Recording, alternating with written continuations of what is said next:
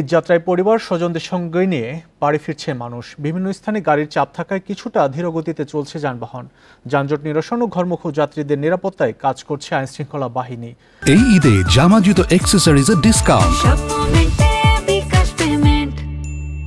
ভোর থেকে ঢাকা ময়মনসিংহ ও ঢাকা টাঙ্গাইল মহাসড়কে যাত্রীদের ঢল নেমেছে। গাড়ির সংখ্যা কয়েকগুণ বেড়ে যাওয়ায় ভোগড়া বাইপাস থেকে চান্দনা চৌরাস্তা, টঙ্গী, চেরাগালী, গাজীপুরা পয়েন্ট দিয়ে যান চলাচল করছে ধীরগতিতে। চন্দ্রা ত্রিমোড়া এলাকায় কিছুটা ধীরগতিতে চলছে গাড়ি। বেলা বাড়ার সাথে সাথে যানবাহনের চাপ বাড়লেও ঢাকা টাঙ্গাইল যমুনা সেতু মহাসড়কে স্বাভাবিক গতিতে চলাচল করছে যানবাহন।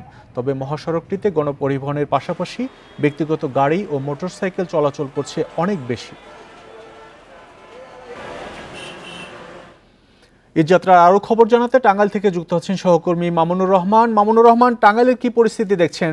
এই টাঙ্গাইল যে মহাসড়ক, এই মহাসড়কের কোন কোন পয়েন্টে যানজট বা ভোগান্তির চিত্র আপনার কোনো খবর পেয়েছেন কিনা?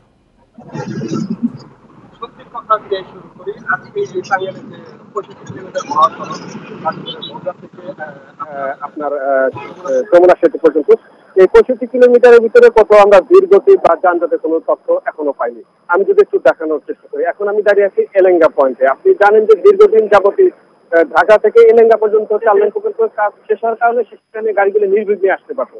আর এখন যে জায়গাতে চিত্রটি দেখাচ্ছি, এই জায়গা থেকে সেতু পর্যন্ত 13.5 কিলোমিটারের যে জায়গাটা, এটা সিঙ্গেল লেন ছিল। এই কারণে হয়েছে কি, প্রতি বছর এখান থেকে যানজটটা শুরু হতো এবং এই যানজটের ব্যাপ্তিটা আমরা 40-45 কিলোমিটার এলাকা জুড়ে দেখেছি। এবারে চিত্রটি সম্পূর্ণ ভিন্ন।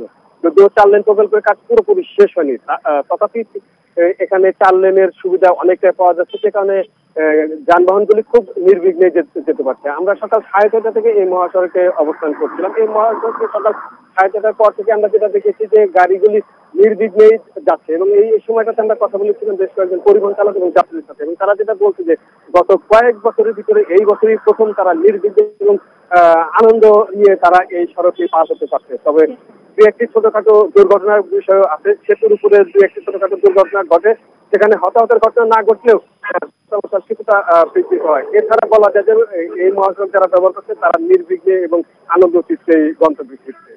আমার কাছে ঢাকা টাঙ্গাইল মহাসড়কের এলেঙ্গা পয়েন্টেও কোনো যানজটের খবর নেই, সে খবর জানাচ্ছিলেন সহকর্মী মামুনুর রহমান।